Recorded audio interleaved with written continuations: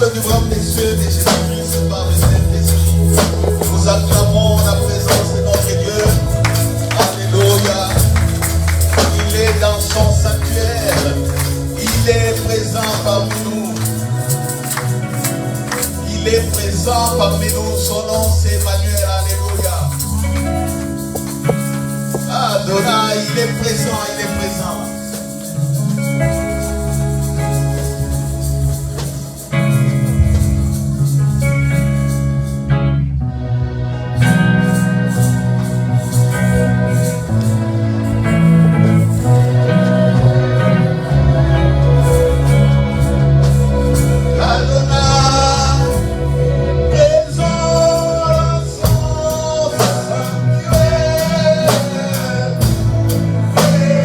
Yeah.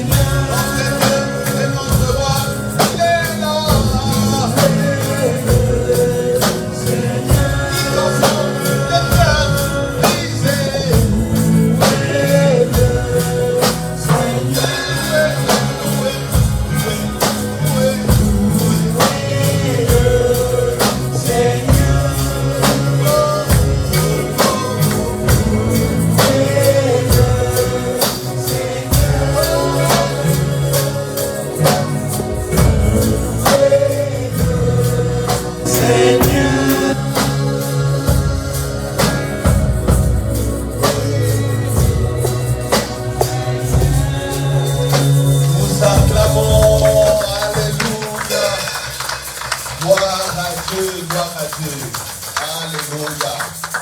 Voilà, nous allons prier pour la parole. Merci Père pour ce temps que tu nous donnes. Merci Père, toi qui nous conduis dans tes voies préparées d'avance. Oh, nous nous soumettons à ton Esprit Saint. Oui, l'excellent Saint-Esprit qui connaît tes voies. Et nous disons merci. Merci, nous voulons t'écouter. Que ta parole soit bénie d'éternité à l'éternité.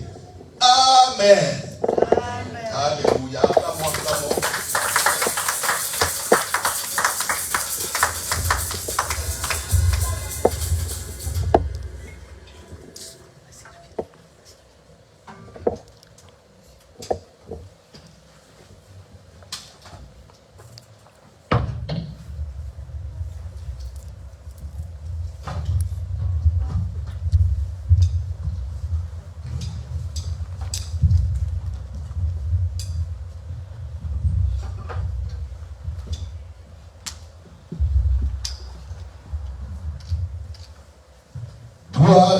Gloire à Dieu, alléluia, gloire à Dieu, amen. Amen. Gloire à Dieu. Merci pour votre présence. Le Père savait que tu devrais être là, c'est pourquoi il a préparé une très bonne parole pour toi, alléluia. Amen. Voilà. Pour nos frères et sœurs congolais qui sont là, congolais et congolaises, je vous souhaite une joyeuse fête d'indépendance de votre pays. Alléluia. Amen.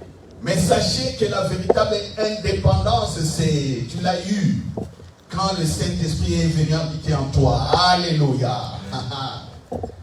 Le pays peut être indépendant, mais le pays peut être soumis à plusieurs problèmes. Des guerres, des troubles, la famine, des problèmes des drogues, des mafias, des dilapidations financières. Mais si tu es dans un tel pays, tu auras des problèmes. Ce sont des ténèbres. Voilà. Mais pour que tu n'aies pas de problèmes, tu dois vivre ton indépendance avec le Saint-Esprit. Alléluia. Amen. C'est pourquoi il faut arrêter de se plaindre à tout moment quand vous regardez des vidéos, des TikTok, tout ça. Chacun veut faire ce qu'il veut. Mais toi, garde ton cap. Garde ta vision. Garde ta vision avec le Saint-Esprit. Au lieu de commencer à rentrer là-dedans et à additionner encore les malheurs, les ténèbres par les paroles qui peuvent sortir de ta bouche en insultant ton pays. On n'insulte pas le pays. Dieu a dit, il faut prier pour les pays et prier pour les autorités. Même les pays qui vous accueillent, il faut prier pour ces pays. Afin que vous soyez heureux. Alléluia. Amen. Voilà. C'est comme maintenant la Belgique qui joue l'Euro 2024. Que vous voulez ou pas, il faut soutenir la Belgique. Alléluia. Amen. Voilà, c'est comme ça. Même si tu ne veux pas, tu es obligé. Si tu es au centre de la vérité, tu es obligé de soutenir la Belgique. Il ne faut pas vouloir qu'ils perdent. Et puis de même bénéficier des impôts. Que tes enfants ne payent pas des abonnements pour aller, des abonnements des transports en commun pour aller en classe. C'est les impôts de qui là? C'est les impôts de tous les citoyens qui sont en Belgique. Alors, les allocations familiales, dès que le médecin fait les papiers que madame est enceinte, on commence déjà à payer ce bébé-là. S'il naît, on prend tout, on donne. Vous bénéficiez, on bénéficie, tout le monde bénéficie de tous ces systèmes sociaux. Et quand la Belgique joue, vous voulez qu'il perde. Ah, vous êtes en train de pécher. Vous êtes en train de pécher, oui, c'est un péché. Parce que vous ne répondez pas à la parole de Dieu qui dit qu'il faut prier pour les pays qui vous accueillent. Est-ce que vous avez compris? Est-ce que vous avez compris? Voilà, c'est la parole de Dieu. Alors, Troisièmement, je dirais félicitations à tous nos enfants qui ont réussi leur scolarité cette année. Nous avons prié pour vous, nous vous avons béni. Félicitations à tous. Il n'y a pas que vous qui êtes les enfants ici. Il y a aussi ceux qui nous suivent sur Internet. Il y a des parents qui nous suivent. Leurs parents aussi ont réussi, leurs fils et filles aussi ont réussi. Je les félicite tous. Et ceux qui ont échoué, ou ceux qui ont raté, qu'ils prennent ça pour une leçon, qu'ils ne croisent pas les bras. Alléluia. Ne croisez pas les bras, relevez-vous et allez de l'avant. Parce que, pourquoi? Parce qu'il y a un plan que Dieu a préparé pour chaque personne. Et pour assurer l'accomplissement de ce plan, Dieu a donné son Saint-Esprit. Dieu a donné Jésus qui a brisé la barrière du péché, qui nous séparait de lui. Nous vivons dans sa présence. Dans la présence de Dieu, il n'y a que réussite. Si l'échec arrive, mais tu ne connais pas les plans de Dieu, tu n'es pas encore décédé. On réfléchit et puis on change. Vous voyez, les scientifiques que vous voyez, aujourd'hui nous voyons la voiture rouler correctement. Est-ce que vous savez le nombre d'heures que ces ingénieurs font pour que la voiture roule très bien comme ça? Les médecins, est-ce que vous savez combien de nombre d'heures ils passent pour qu'ils opèrent bien? En médecine, il y a des secrets médicaux ou des secrets médicaux. Vous voyez, il y a des gens qui meurent aussi parce qu'il y a eu une erreur médicale. Mais est-ce pour autant que les médecins ont cessé de travailler? Non. Ils corrigent l'erreur médicale. Ils corrigent et puis ils avancent. Ils améliorent. Voilà. Imaginez que quelqu'un meurt parce que le médecin fait une erreur. Il n'y a pas que le médecin. L'infirmière aussi peut faire l'erreur. La personne, par exemple, souffre d'hypertension. Il ne faut pas injecter les sérums physiologiques. L'infirmière peut être fatiguée. Comme ça, il oublie. À la place, on avait mis je ne sais pas quoi. Lui, il injecte, elle ou il injecte du sel. La personne fait une crise d'hypertension, meurt. Ça arrive. Vous voyez? Ça arrive. On dit dans une ampoule comme ça, il faut injecter autant de litres. L'infirmière, des millilitres plutôt. L'infirmière fait une erreur. La personne fait une crise. Ah. Mais est-ce qu'on s'arrête là? Dès qu'on détecte qu'il y a une erreur, toute l'équipe médicale commence à se débrouiller pour sauver la personne. C'est ça. Oui. Donc ceux qui ont raté, ceux qui ont échoué, il ne faut pas dire non, c'est fini. Et puis tu commences à faire des films dans ta tête pour faire autre chose. Mais non. Le Saint-Esprit est là. Et pourquoi le Saint-Esprit est là?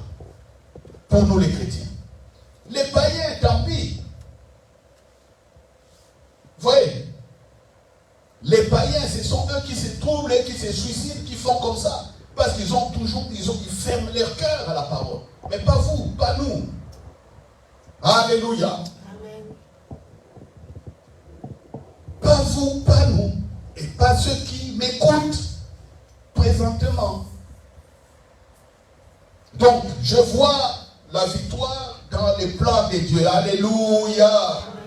Et c'est pourquoi nous sommes en train de parler de la communication.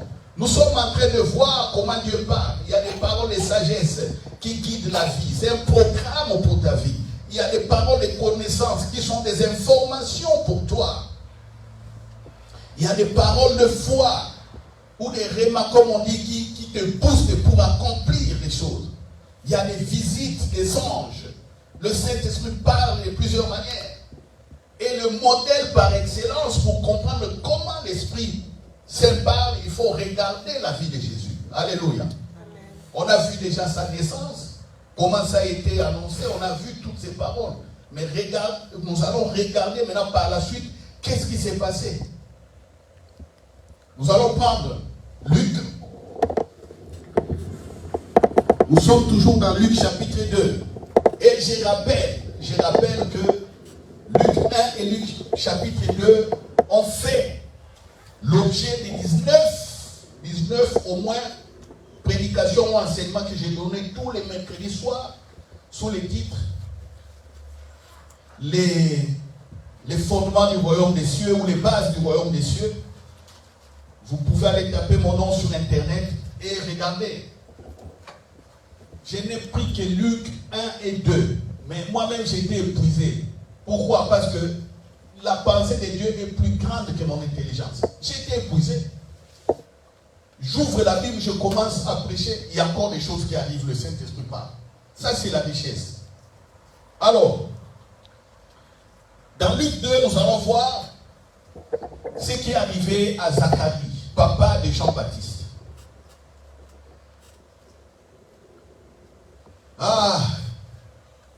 Plutôt, c'est Luc chapitre 1, à partir de 67, la naissance de Jean-Baptiste. Qu'est-ce qui s'est passé?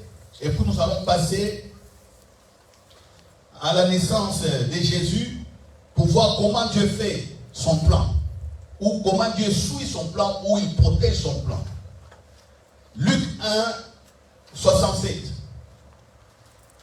Jean-Baptiste est né. Quand vous lisez les versets qui sont au-dessus, on est venu demander à Marie comment on va appeler ce garçon. Les gens donnaient à Jean-Baptiste le nom de... Ils voulaient l'appeler Zacharie.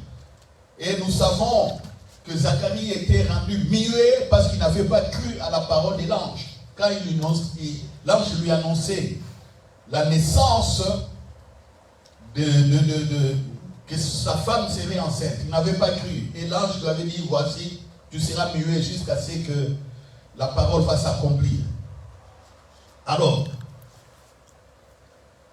quand on est venu donc s'enquérir pour savoir comment on a appelé le petit garçon, on disait qu'il doit s'appeler Zacharie. Non, on vient chez papa Zacharie, il dit donnez-moi les tablettes. Zacharie prend les tablettes, il dit il va s'appeler Jean. Quand il a dit qu'il va s'appeler Jean, sa langue s'est déliée. Jean-Baptiste, papa Zacharie qui est resté muet pendant 9 mois de grossesse, voilà, il a été libéré par la puissance de Dieu. Il a commencé à parler. Alors, c'est au verset 67 que nous allons attaquer maintenant. Dès que la langue de Jean-Baptiste a commencé à parler, il dit ceci. Et tout le monde était étonné, mais muet pendant 9 mois, comment il parle? Regardez les merveilles. 67. Zacharie, son père, fut rempli du Saint-Esprit et il prophétisa. Alléluia. Amen. Notre but ici, c'est de voir comment Dieu nous parle. Voilà, Zacharie commence à prophétiser, c'est-à-dire ici à parler sous l'inspiration du Saint-Esprit. Et je te rappelle, mon frère, ma soeur, que le Saint-Esprit est en toi. Hein? Le Saint-Esprit est en toi. Il n'est pas ailleurs. Il est en toi.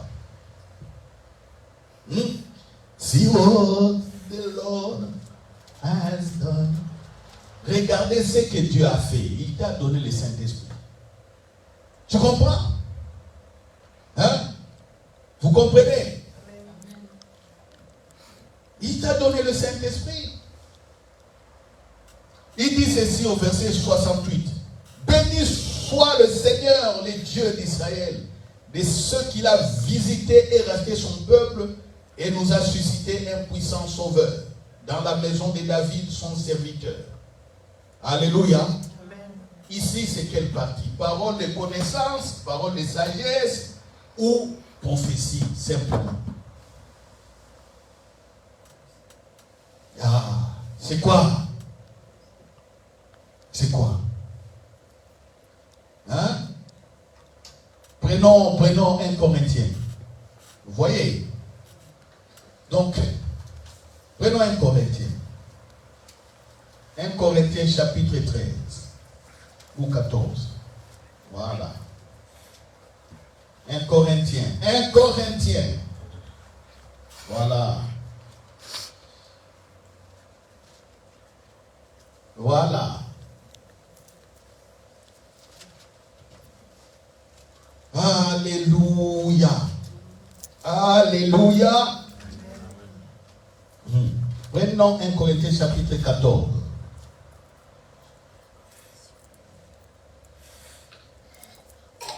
Lisons à partir du verset 1. Recherchez l'amour, aspirez aussi au don spirituel, mais surtout à celui de prophétie.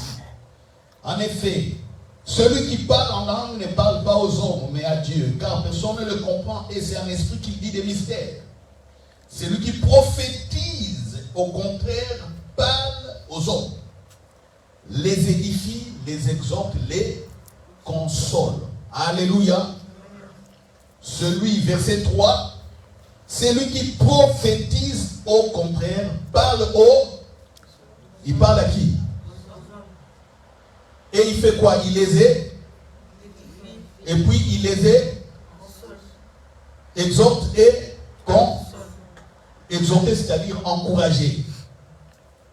Édifier, c'est apporter l'éclairage aussi. Quelqu'un peut être dans les troubles et il y a une parole prophétique qui vient sur lui pour l'encourager. Donc il y a toujours ces trois-là. Il parle aux hommes. Il parle à qui? Vous voyez, ici c'est qui? C'est général. Mais vous voyez la différence entre la parole ou la prophétie et la parole de sagesse. Est-ce que la parole de sagesse s'adresse aux hommes? Alléluia. Est-ce que la parole de sagesse s'adresse aux hommes? S'adresse à qui, la parole de sagesse? Hein? Hein?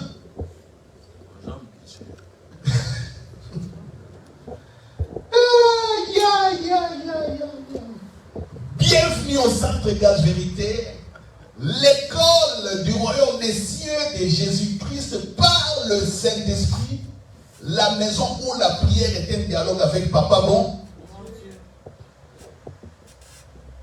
Les jeunes ont facile à réciter cette phrase, mais quand j'arrive au niveau des adultes, il y a des problèmes. Bienvenue au Centre Gage Vérité, la maison où la... Ah voilà, vous voyez les adultes. Vous voyez, les adultes ont déjà tout faussé. Ça c'est à la fin. Bienvenue au Centre l'école. Ah, regarde maman là. L'école du royaume de cieux par le Saint-Esprit. Le royaume de feu. Faut bien. L'école du royaume des cieux par le Saint-Esprit. Maman 20. Mon disciple. Hein? Il faut. Mon disciple. Toi tu es mon disciple. Alléluia. L'école du royaume des cieux de Jésus-Christ par le Saint-Esprit. La maison où voilà. J'essaie, bien aimé. Quand je dis ces phrases, je sais de quoi il s'agit. Je ne dis pas ça comme un slogan. La prophétie, on parle aux hommes. Donc il y a un groupe d'hommes comme ça à qui tu peux t'adresser aussi. Alléluia. Amen.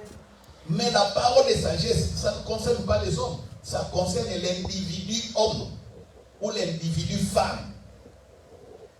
Parce que la parole de sagesse, c'est un programme pour ta vie. Est-ce qu'on viendra ici pour le programme de ta vie commencer à tout dire? Il y a parmi nous des ennemis. Voilà. Il y a des ennemis. Donc la parole de sagesse s'adresse directement à la personne comme ça. Mais la parole prophétie en général peut être publique. C'est ça la différence. Même si la parole de prophétie simple t'est donnée pour t'encourager, pour t'édifier, pour te consoler. Même si, je dis bien, même si je viens t'encourager, je viens te consoler, ainsi de suite. Mais la parole de sagesse, c'est uniquement à toi. C'est pourquoi chacun a un programme particulier avec Dieu. Et Dieu veille sur ce programme. C'est ce que nous allons voir. Alléluia.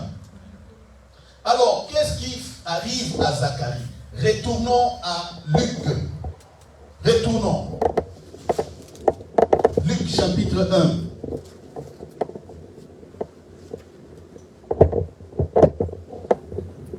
Luc 1. Vous voyez, on a prophétisé sur moi. Il y a ceci, tu cours chez les prophètes. C'est pourquoi beaucoup sont trompés, ils ne connaissent pas ça. Ils sont simplement. On a prophétisé sur toi. Quand on dit on prophétisait sur moi, qu'est-ce que les gens cherchent? Les gens cherchent des paroles de sagesse.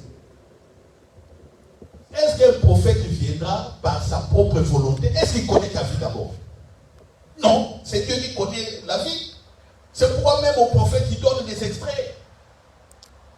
Mais on voit les gens courir. Oh non, un prophète est sorti là-bas. Il court. Un prophète est sorti là-bas. Il court. Et certains commencent à espionner même les gens. Ils prennent les informations sur ta vie. Et puis ils les balancent. Moi, mon frère à Kinshasa a vécu ça.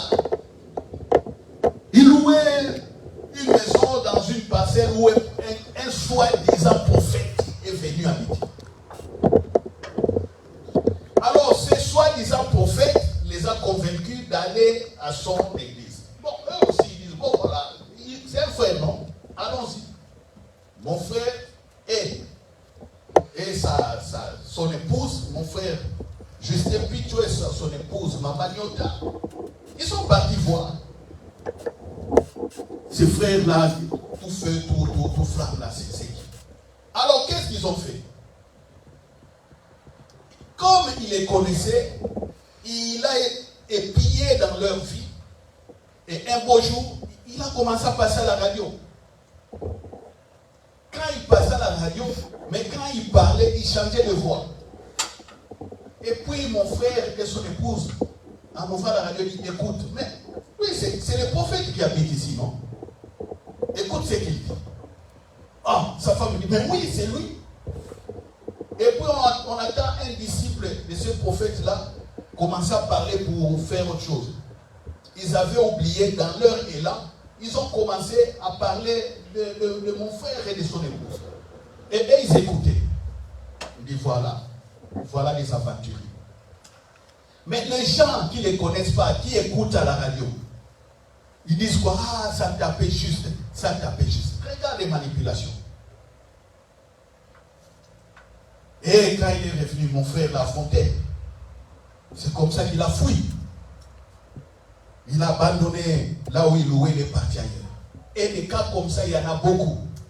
Les gens montrent des faux miracles.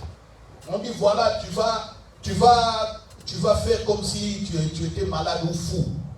On te donne de l'argent, tu viens de quelque part. Et puis, pendant la prière ou une campagne, le fou est guéri, des choses comme ça. Parce que, oh non, ce type-là est fort, il a prophétisé. Et le fou est guéri. On montre des trucs. Non. C'est pourquoi il faut connaître comment Dieu parle. Il faut connaître. Zacharie dit ici, il prophétise. Il dit, béni soit le Seigneur, le Dieu d'Israël, de ce qu'il a visité, racheté son peuple et nous a suscité un puissant sauveur. En face de Zacharie, il y avait des gens qui étaient à la maison. Quand Jean-Baptiste était né, les membres des familles, les voisins sont venus célébrer la naissance. Et le papa, sous l'inspiration, il prophétise, il parle à la foule. Alléluia. Il parle aux gens qui étaient là. Ici, il est en train de quoi? Il est en train d'édifier le peuple. Il est en train d'annoncer que le Messie est né. Le peuple d'Israël attend patiemment que le Messie vienne qui va sauver Israël. Il est en train de les encourager au même moment. Alléluia. Voilà. Il dit comme il avait annoncé ses temps par la bouche de ses saints prophètes des temps anciens, un sauveur qui nous délivre de nos ennemis et de la maison de tous ceux qui nous haïssent. Quand vous entendez que le sauveur est né, ça vous fera le sauveur roi est né, ça va vous faire quelle réaction? Hein?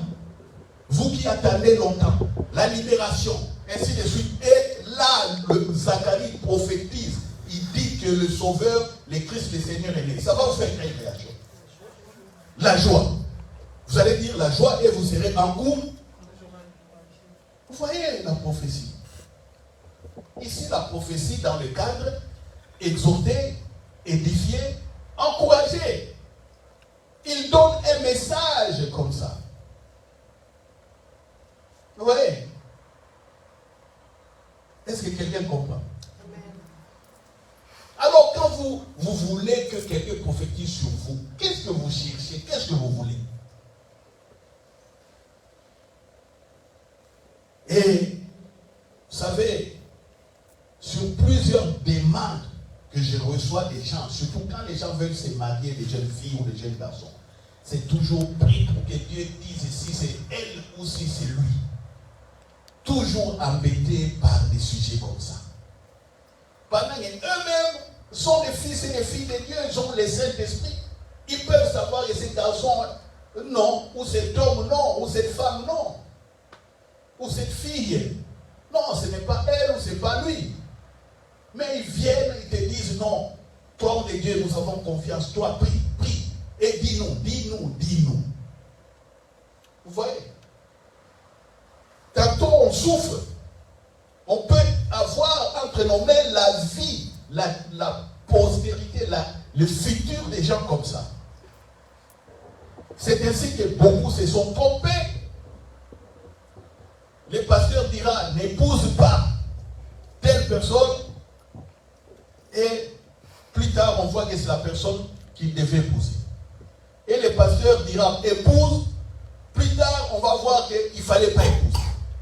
Moi je connais les pasteurs qui ont épousé des femmes sorcières aussi. Parce que son pasteur a dit, prends cette fille-là, cette soeur-là, cette soeur est bien, est bien. Le frère, dans la formation, dans la joie, a accepté. Quand il a pris là, comme les sentiments sont déjà là, la parole prophétique ne peut plus venir. Tout est voilé, les yeux sont fermés.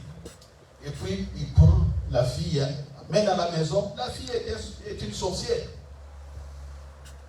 Tout comme une fille qui est bien, innocente, qui accepte une direction comme ça, venant de quelqu'un, accepte d'épouser, et la personne qui vient à la maison, c'est un bandit, un sorcier, un occultiste, des choses comme ça. Oui. Donc faites attention quand vous cherchez toujours, oh, qu'est-ce que le prophète a dit? Qu'est-ce qu'il a dit sur moi? Ah, les démons aussi savent que vous êtes en train de chercher quelque chose pour votre vie. Et qu'est-ce qu'ils feront? Ils vont désorienter.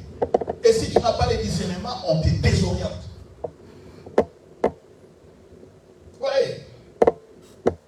72, c'est ainsi qu'il manifeste sa miséricorde avec mon Père et se souvient de son alliance. Regarde, il rappelle aux gens qui étaient là les prophéties. Il rappelle les prophéties. Là, les prophéties qui ont été déjà déclarées avant que Jésus ne vienne, il rappelle. Donc ici, il est en train de prophétiser. Vous voyez, encourager, exhorter, consoler Israël, les membres de famille, les voisins, disons Israël. Selon les serments par lesquels il avait juré à Abraham. De nous permettre, après que nous servions délivrés de la main de nos ennemis, de les servir sans crainte. En marchant devant lui dans la sainteté et dans la justice tous les jours de notre vie. Maintenant, regarde, le papa tourne maintenant à son fils. Alléluia. Oh, maman, tournez maintenant, regardez vos fils. Maman, regardez. Papa, regardez. Même s'ils ne sont pas là, regarde. Regarde tes fils. Où ils sont. Regarde-les. Alléluia. Tu peux même aller au-delà. Regarde tes neveux et nièces. Regarde tes petits-fils et tes petites-filles. Regarde ce que le parent fait maintenant pour son fils.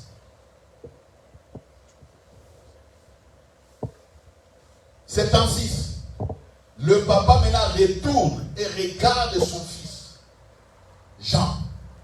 Et toi, petit enfant, tu seras appelé prophète du. Tu seras appelé prophète du. Bon, ça c'est quoi? C'est la prophétie simple, parole de connaissance ou parole de sagesse. Maintenant ici, c'est quoi? Non? Hein? Allez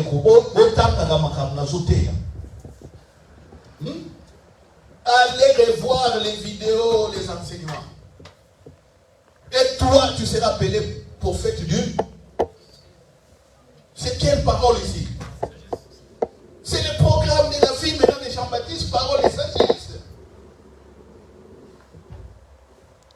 Tout est déjà sur les sites. Bien-aimés. Vous savez ce que moi j'ai fait? Moi je dors, en tout cas 90% de mon temps. Je dors, je prends les écouteurs, je mets pour ne pas déranger maman à côté. Moi je n'écoute que Papa Karamiri, je n'écoute que Chris Oyakilome, et ces derniers temps je n'écoute que le Kenneth Egg. Vous comprenez? Est-ce que quelqu'un me suit? Vous savez, quand je prêche comme ça, je viens de l'école. Je suis dans l'école de ces personnes. Des hommes comme le Kenneth Hagin, qui a fait un ministère puissant avec un seul verset de base, Marc chapitre 11, verset 20. Ça, c'est son verset de base. Toutes ces prédications, il n'y a que Marc 11, 20. Parce qu'il a expérimenté ça dans la vie. Tous les États-Unis, tous les Américains savent que Marc 11, 20, c'est le verset de Kenneth Hagin. Qu'est-ce que je fais? Je prends les écouteurs, je mets leurs vidéos ou leurs audios. 10, 15 minutes, même si je dors, ça parle, ça rentre là-bas, mon esprit écoute, mon esprit veille, écoute. C'est ça. Et pendant longtemps, je n'écoute pas autre chose. Il n'y a que ça. Faites la même chose. Maintenant, je suis en train de parler de ça. Vous savez, cette parole que je donne, si vous ne la comprenez pas bien, c'est comme si c'est tombé sur la route. Les proverbes de Jésus de Matthieu 13, là. Quand vous donnez une parole, ça tombe sur la route. Qu'est-ce qui arrive? Les oiseaux du ciel viennent manger ces semences. Ça veut dire quoi? Satan viendra voler. Satan viendra vous voler.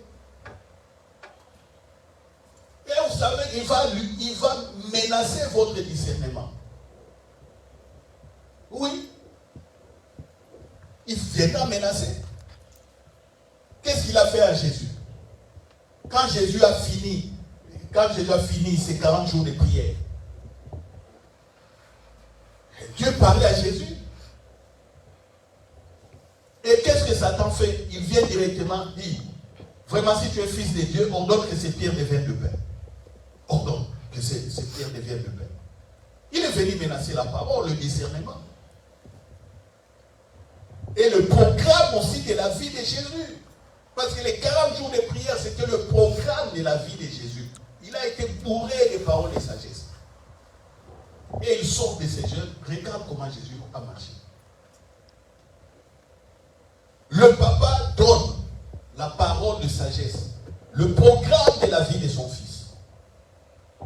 Et toi, petit enfant, tu seras appelé prophète du Très-Haut, car tu marcheras devant la face du Seigneur pour préparer ses voies, afin de donner à son peuple la connaissance du salut par les pardons de ses péchés, grâce aux entrailles de la miséricorde de notre Dieu, en vertu de laquelle le soleil levant nous a visités d'en haut, pour éclairer ceux qui sont assis dans les ténèbres et dans l'ombre de la mort, pour diriger nos pas dans les chemins de la paix. Or, l'enfant croissait et se fortifia en esprit. Il demeura dans les déserts jusqu'au jour où il s'est présenté devant Israël. Qu'est-ce qu'il y a ici? Le papa a des paroles de sagesse sur son fils. Il donne simplement un essai. Il a dit que toi, tu seras appelé prophète du Très-Haut. Tu vas marcher devant lui parce que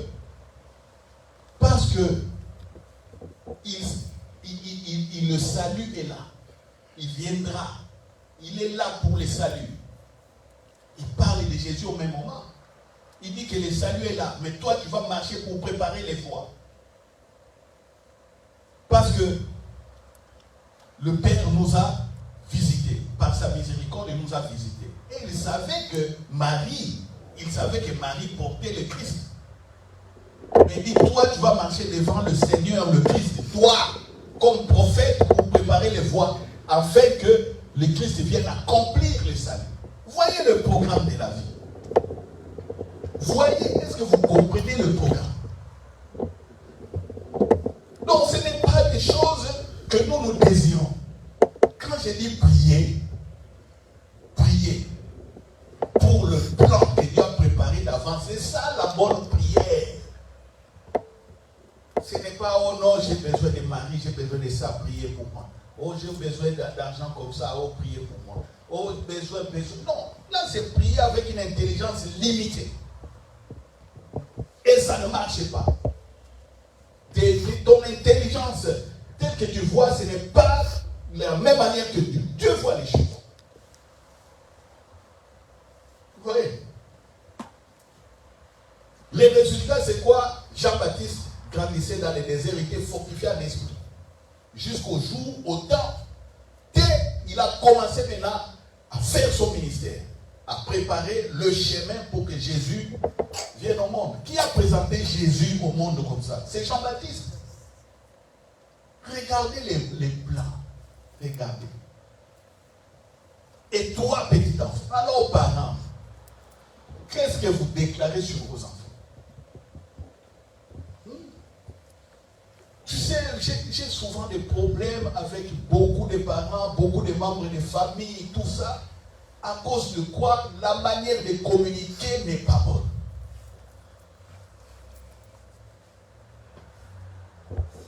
Tout le monde est dans son égo, tout le monde est dans sa dictature, tout le monde est dans sa pensée. Il y a toujours des conflits. Tel frère ne veut plus parler à telle sœur avec telle sœur.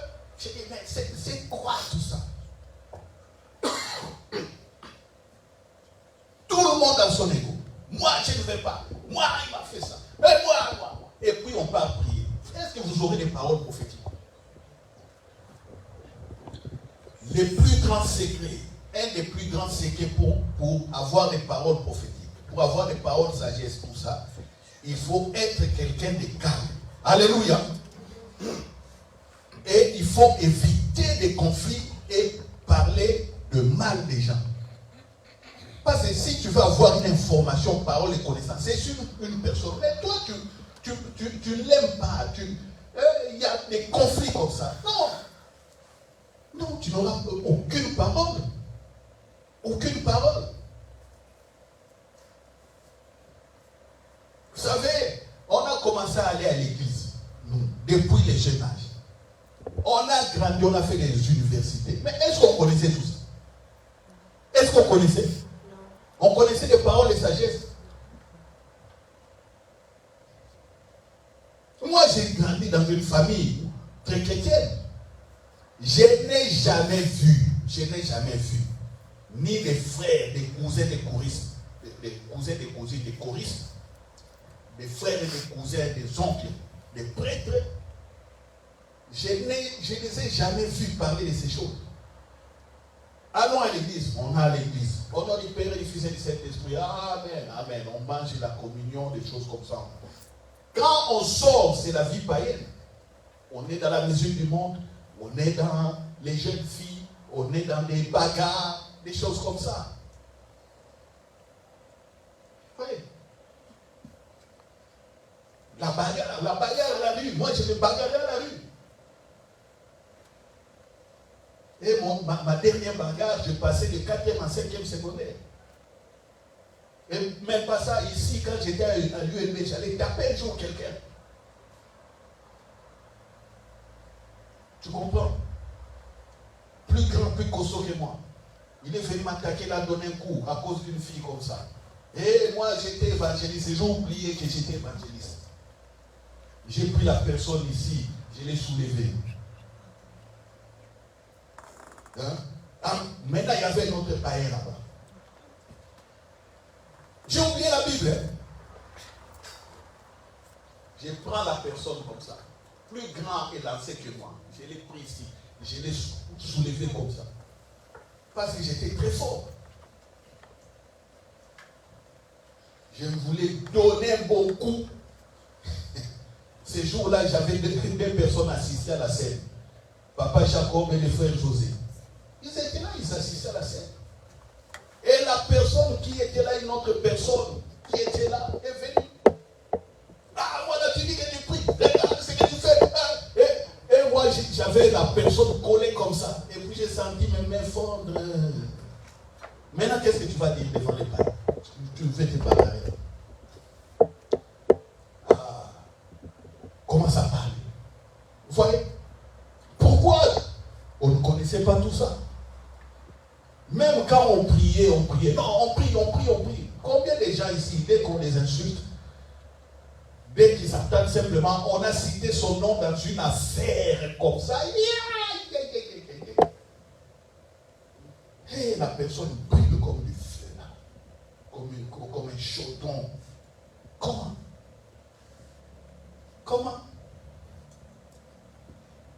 Vous voyez? Même beaucoup de gens qui prêchent l'amour. Amour, aimez-vous les uns les autres. Essayez de toucher à leur intimité. Tu verras. Tu verras, même certains pasteurs. Tu verras. Et moi, je vous dis, ma mère est présente, moi j'étais déjà insulté devant l'église par une sœur. On est là. On était à plus d'une vingtaine. On est plus d'une vingtaine. Comme ça. Dans l'église. On rapporte des choses sur moi qui n'ont ni tête ni queue. Des choses que je ne connais pas, que je n'ai jamais fait.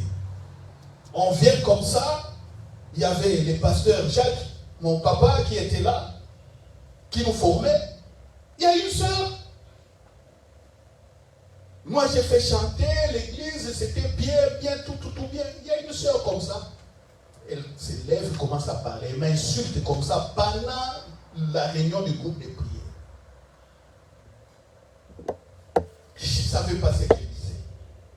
Donc, elle a entendu des choses qui lui avaient rapporté. Je ne sais pas. Mais les choses se passent où à l'église? Et quand certaines sœurs sont sorties de ces temps de prière ou d'études bibliques, certaines sœurs commencent à dire c'est bien pour le frère Louis Roger, il exagère. Et j'exagérais en quoi? Je n'insultais pas les personnes. Moi, j'étais simplement dans mon dynamisme, dans mon zèle. Je travaillais pour l'église. On m'insulte comme ça. Vous maintenant, vous, si ça vous arrive, qu'est-ce que vous allez faire? Vous aurez des insomnies, des choses comme ça. D'ailleurs, je quitte l'église. D'ailleurs, ceci. En tout cas, non, des choses comme ça. Et comment vous allez prophétiser? Comment vous allez prophétiser? Comment vous allez prophétiser? Vous voyez? À tout moment, des conflits. Vous savez, les conflits viennent. Tu sais, les paroles blessantes. Quand quelqu'un parle mal, vous ne savez pas comment ça blesse les gens. Vous parlez mal des gens. Vous êtes dans des mensonges. Vous divulguez même des vidéos, des TikTok et tout ça, des trucs. Quelqu'un a fait une histoire là-bas, vous prenez hop. Avec ça, comment vous allez écouter? Comment vous allez écouter le Saint-Esprit? Vos propres enfants, vous les insultez. Regarde Zacharie. Qu'est-ce que Zacharie fait de son bébé? Il dit quoi? Qu'est-ce que Zacharie fait de son bébé? Jean-Baptiste.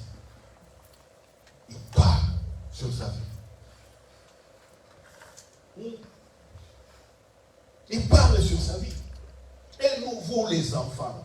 Quand on parle comme ça sur vous, vous partez ailleurs, vous avez d'autres amis qui vous disent n'importe quoi, et puis ce que vos amis disent là, vous ramenez ça à la maison, vous commencez à me poser des questions. Oh, papa, on a entendu ça. Est-ce que... Mais moi, qu'est-ce que je t'ai dit à l'église? Garde ce que je t'ai dit. Oh, pasteur, est-ce que il y a ça? Il y a ça? Qu'est-ce que toi tu sais? Tu sais ce que moi je t'ai dit.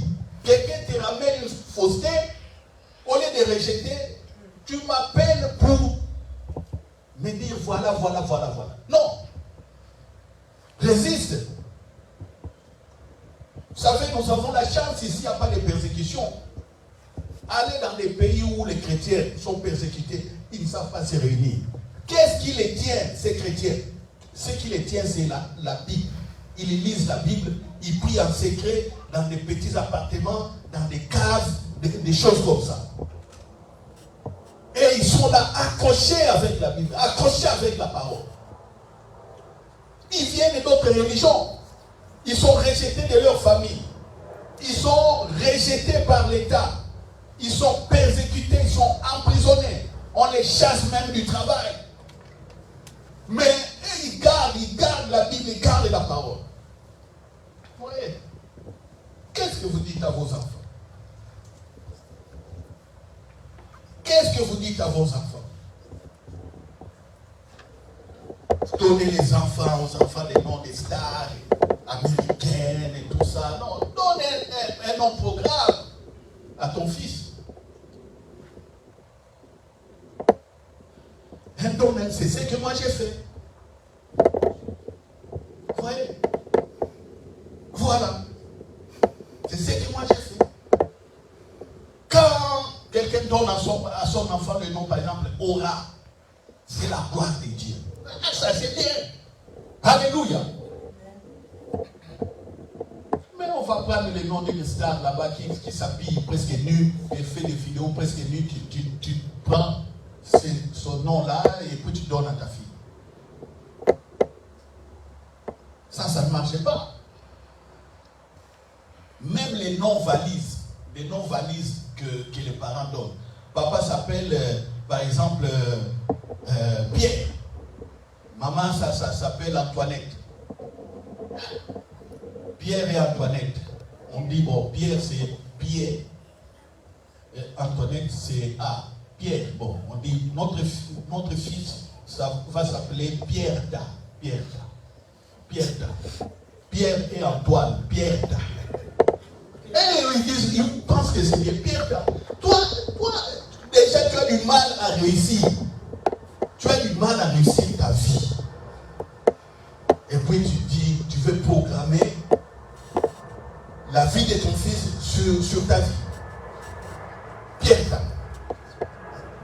Ah, c'est bien. Non. Cherche un nom programme.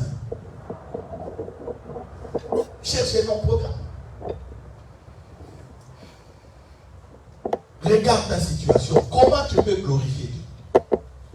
Comment tu vois la vie? Et c'est comme ça, moi j'ai donné aux enfants les noms programmes.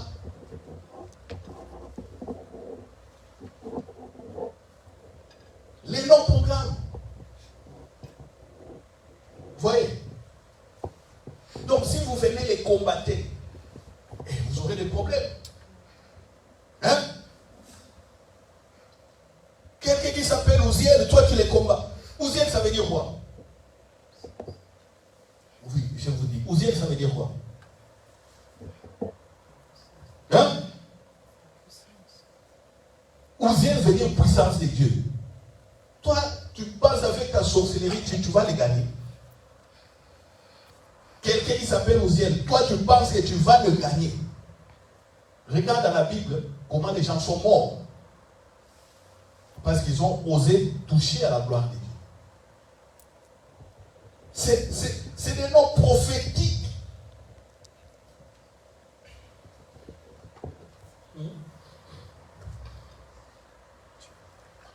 Nous, on n'a pas eu cette grâce-là. Moi, on m'a donné le nom de Louis. Parce que mon père a étudié en France. Comme il était amoureux des Français, de Louis XIV, mais Louis, c'est bon. Hein? Et comme aussi le grand-père qui a donné naissance à ma maman s'appelle Louis. Allez, Louis. Je parle de moi. Alors le grand-père, comme il était très amoureux des femmes, quand on me regarde, on dirait, il sera comme son grand-père, celui-là. Et il a commencé très tôt les affaires des femmes. C'est comme ça qu'on me faisait. Et dans les traditions, c'est normal. C'est déjà là. Si je me comporte, quand je commence à voir, les gens, lui, il est vraiment comme son grand-père, lui. Il m'encourage aussi à voir au lieu de dire que non, c'est mauvais. Non. Il dit non, ce grand-père était comme ça, il aimait boire, il aimait les femmes aussi. Donc, vraiment, c'est lui. Mais c'est Dieu nous a sauvés. Alléluia. Mais je n'insiste pas ma famille. Non, j'aime ma famille, mais même regardez, ma vie allait être déprogrammée par la tradition. C'est tout. La tradition allait déprogrammer ma vie. Mais quand on vient à Jésus-Christ, on est délivré. Tout cela, Dieu les réarrange. C'est ça.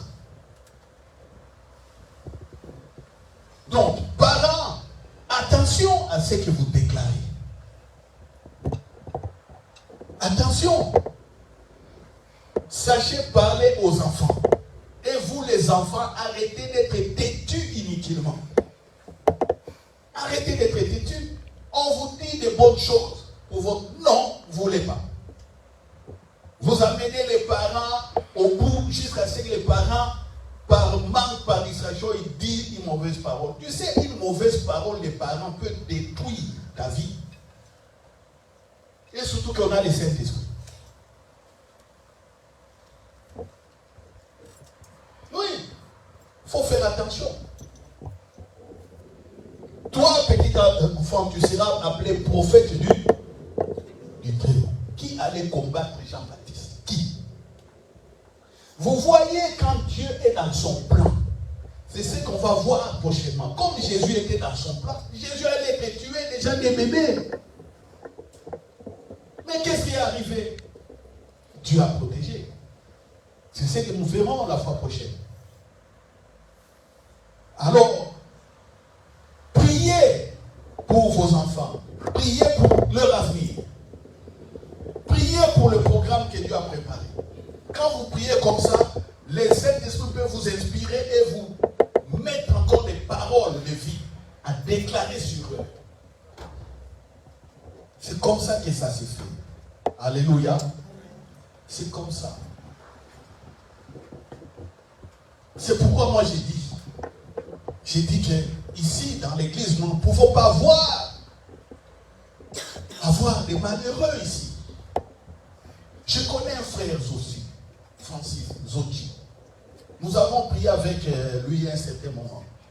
Ce frère vit en Allemagne avec son épouse Maman Vignola. Vous savez, la première fois, il a mis les pieds dans notre église. On était là, à l'âge là, à la rue Prévinaire. Nous voyons que nous avions une bonne église, grande église, tout ça. Mais quand il est venu, il voit des choses que nous faisons, que nous étions en train de faire, il m'a approché. Il a dit, frère, tu sais que je suis surpris de la pauvreté qu'il y a ici. Voici ce qu'il dit. Je suis surpris de la pauvreté qu'il y a dans les... Avec tout ce que vous faites là, vraiment, je vois des gens pauvres. Non, vous ne pouvez pas être pauvre. Il dit, tu sais, moi je viens d'une église évangélique en Allemagne, dans les Leverkusen, parce qu'ils habitaient les Leverkusen. C'est une église où il n'y a que des Allemands. Et ils ne sont pas nombreux dans cette église. Il m'a montré les vidéos de leur église, les bâtiments, tout ça. Il a dit, tu sais, dans notre église, quand il regarde les chaises sur lesquelles on était assis, il dit, c'est pas possible. Il dit, dans notre église, moi j'étais le diacre des finances. Vous savez, rien que pour le repas de fin de l'année, il y a quelqu'un qui vient, il dit, on a déjà ouvert la cotisation pour les repas de fin de l'année.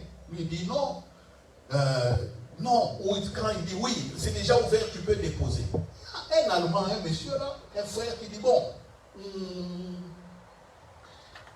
si vous atteignez tel montant, dis-moi. Et puis les gens cotisaient, rien que pour manger à la fin de l'année. Ils étaient déjà au-delà des 5 000. Mais pour une église où il n'y avait même pas 100 personnes, même pas, ils étaient déjà au-delà de 5 000, 7 000. Et lui, il a amené un chèque de 25 000 euros. Rien que pour manger les 31 décembre. Vous comprenez?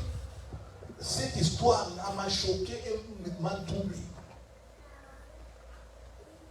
C'est pourquoi je me dis toujours, comment est-ce que nous allons atteindre des niveaux d'excellence comme ça? Rien que pour manger à la fin de l'année, ils ont dans leur caisse plus de 30 000 euros.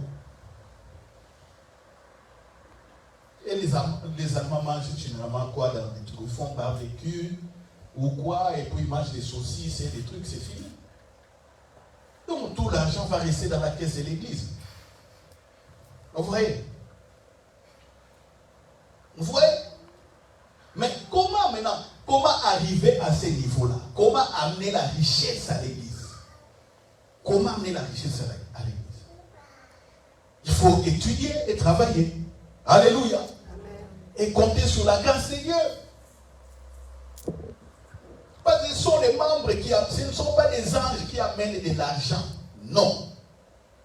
C'est les membres de l'église qui amènent de l'argent. Ils ont des bons travail. Quand tu regardes, il y a des propriétaires d'entreprises là-bas. Des jeunes ont étudié. Ils sont dans les universités. Ils étudient. Certains créent leurs entreprises.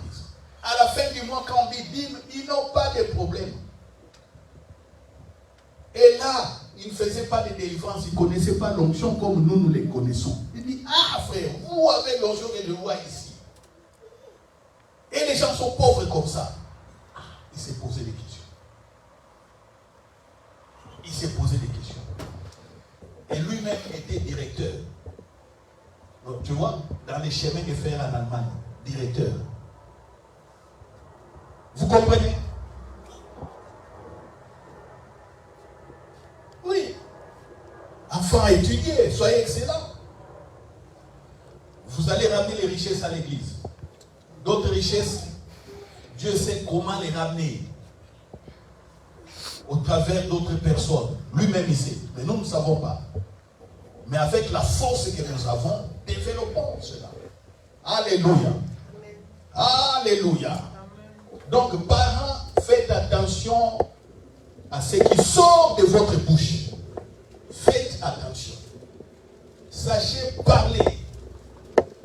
Sachez parler aux enfants. Voyez toujours que cet enfant a un potentiel et il a un plan avec Dieu. Ne te mets pas entre l'enfant, entre toi, comment? Entre Dieu et l'enfant. Voilà. Ne bloquez pas la route entre Dieu et l'enfant. C'est ainsi que beaucoup de parents iront en enfer. Parce qu'ils n'ont rien fait de leurs enfants. Ils laissent les enfants grandir comme ça. Selon la culture, on est en Europe. Selon les traditions, oh nous, tu sais, nous dans notre pays, dans nos coutumes, c'est ça. Ils laissent comme ça. Ils mélangent la vie du royaume des cieux et la coutume. Et par moment, ils prennent la coutume, ils neutralisent la vie du royaume des cieux. Non. Soyez fiers de votre identité. Et moi, ce que je vous dis, je le dis aussi comme ça en face des membres de ma famille. Je leur dis la même chose. Par moment, je dis, moi, je ne ferai pas ça. Non, je ne ferai pas. Je refuse. Mais je suis avec eux. Dans les fêtes, dans les deuils, dans beaucoup de choses, je suis avec eux. Mais quand je vois que les choses sont droites, sont gauches, je ne suis pas.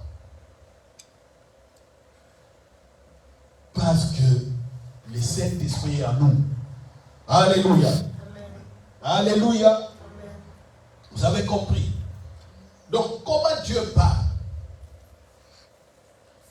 Nous continuons avec des paroles de sagesse et de connaissances. Aujourd'hui, nous avons vu un peu la prophétie. Comment la prophétie arrive. Pour consoler, exhorter et édifier. Ça peut être public comme ça, même si quelqu'un peut prophétiser sur toi. Ça sera simplement pour t'encourager. Pour t'encourager, c'est tout. Mais pour ta vie, c'est la parole de sagesse. Quand tu es bloqué, ou quand tu veux avancer dans certains cas, tu as des paroles réma qu'on appelle des paroles de connaissance. Ou comme tu as des paroles de foi pour agir sur une certaine direction. Amen. Amen. Amen. Amen. On verra aussi le discernement des esprits. Discernement des esprits. Comme j'avais dit la fois passée, ça c'était le discernement des esprits.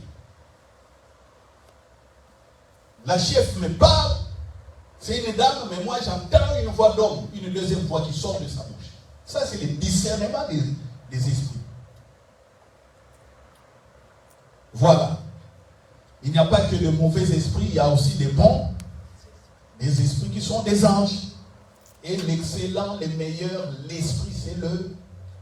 Ah oui, voilà. Alléluia. Amen. Alléluia. Amen. Est-ce que nous pouvons acclamer? Alléluia.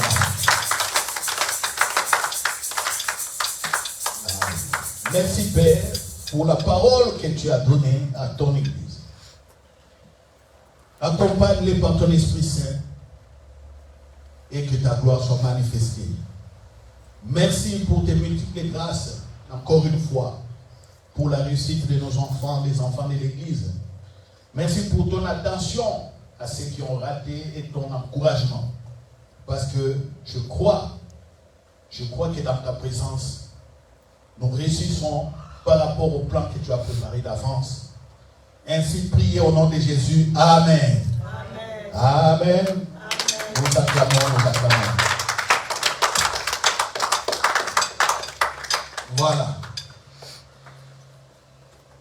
Pour les offrandes, comme je l'ai dit toujours, merci de faire des virements, ça nous évite trop de travail. Les virements, ça nous permet de faire bien notre comptabilité. Et quand l'État nous demande aussi les comptes annuels, les choses sont claires. Parce que quand ça rentre dans les comptes de l'Église, il y a des traces solides. Voilà. Et moi, je préfère ça.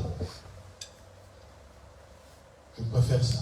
Mais si vous avez quelque chose, n'hésitez pas, le panier va circuler. Amen. Amen. J'ai dit à tous, bon dimanche et excellente réussite dans la présence de Dieu.